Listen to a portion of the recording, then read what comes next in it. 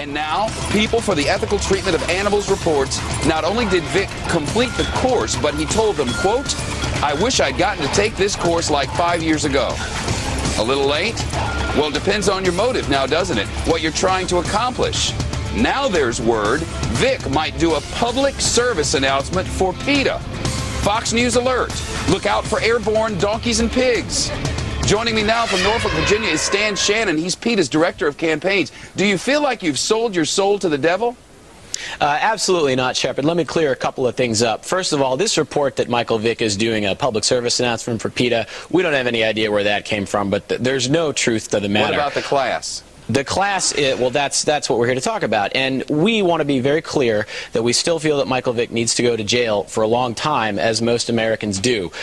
Taking a course on animal protection is not a substitute for spending time in prison on a dogfighting charge. But your president said to him and put on the press release that we know this is in his legal interest to do this. In other words, we know he's doing this to help himself in court. The man who mutilated and hanged and strangled and tortured and otherwise abused animals, PETA called him public enemy number one. Now it, in essence, has helped him with his legal case.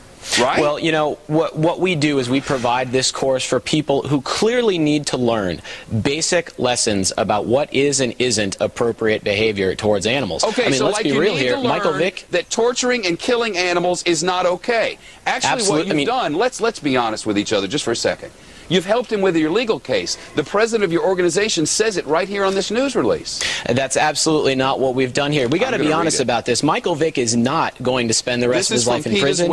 He's probably going to play in the NFL again. We need to make sure that when he gets back out there, he knows what's right and wrong. He's able to send a better message to young people about what is and isn't appropriate behavior towards animals. It doesn't do anybody any good for him to go back out there, get back involved with dogfighting, and continue to send the message to young people that cruelty to animals is acceptable, and hopefully, and I don't know if we were able to do this, but hopefully we'll be able to prevent that. The president of PETA, Ingrid Newkirk, quoting from your own website, Newkirk also explained that although PETA realizes it is in his legal interest to take the course, isn't that just an admission that you know he's doing this for those reasons, and now to get the PR, you're going to cozy up to the guy who is torturing and killing and abusing and using for the sport and entertainment of others innocent animals? I mean, you're letting him use you, right? You're sort of in collusion now, aren't you? Absolutely not. I mean, we can't speculate as... What does Ms. Newkirk mean when she says PETA realizes it is in his legal interest to take PETA's course?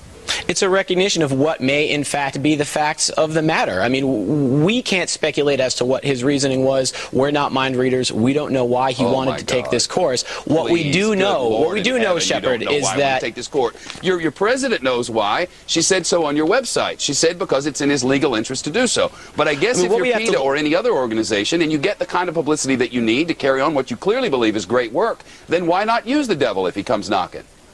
What we need to look at here, Shepard, is that this is a bigger case than just Michael Vick. I mean, in the aftermath of this whole case, we saw a number of NFL players coming out and saying, we don't see what the big deal is. Why is everybody making such a big fuss about dogfighting? I mean, this is the premier professional sports league in the United States of America, which is exactly why we've called on the NFL to make this course mandatory for all players, not only to prevent future situations like Michael Vick, but also make sure that their players who are role models for young kids, for better or for worse, so that I'm clear, are sending the right message. Had Michael, the thinking is here, of course, now we've had the training, empathy and animal protection training, and had, for instance, Michael Vick taken that training prior to this, all that dog killing, mutilating, hanging, strangling stuff probably wouldn't have happened.